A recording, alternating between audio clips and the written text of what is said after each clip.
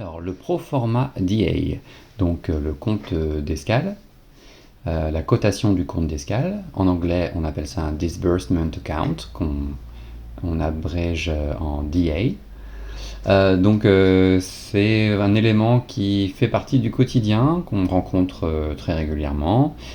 C'est un peu la pierre angulaire de l'aspect comptable et financier d'une escale.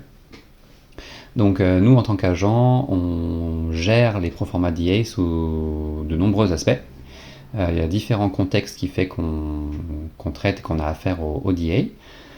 Et là, nous, ce qu'on va voir, c'est comment répondre à une demande de proforma DA. Voilà, quelle est la procédure à suivre et les détails auxquels il faut faire attention pour que ça se passe bien et faire une réponse claire, précise. Voilà, donc on va commencer tout de suite. Donc à savoir qu'il faut distinguer deux types de demandes de proforma. Il y a la demande de prospection, c'est-à-dire qu'un armateur nous envoie une demande parce qu'ils sont en possible négociation d'un fret à fixer.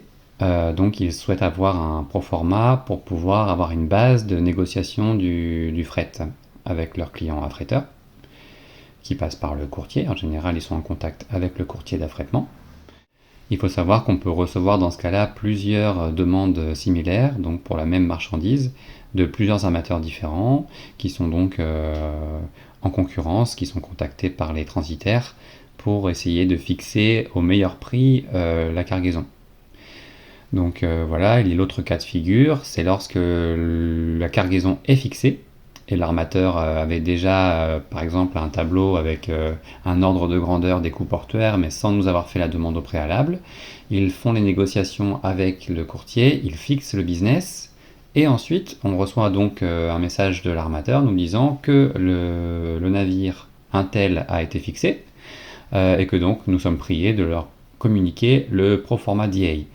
Ce qui est une situation qui est somme toute assez différente, dans le sens où l'armateur, normalement, il a déjà fixé son taux de fret, et donc le fait de nous demander le DA après coup va en fait poser un possible problème, dans le sens où notre proforma peut être plus élevé que les estimations qu'ils avaient, ce qui est en général le cas.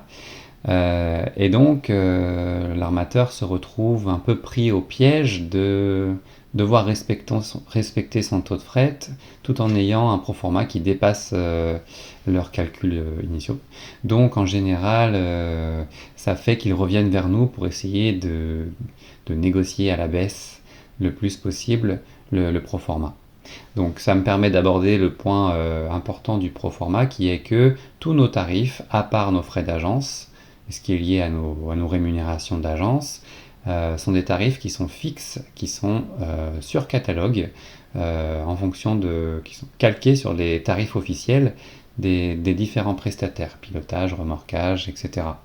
Donc nous, on n'a aucune marge de manœuvre sur le proforma, si ce n'est sur un item qu'on verra justement un tout petit peu plus tard en situation réelle, avec un exemple concret, pardon. Donc voilà, en gros pour les généralités des proformas, et là on va plonger dans quelques exemples concrets.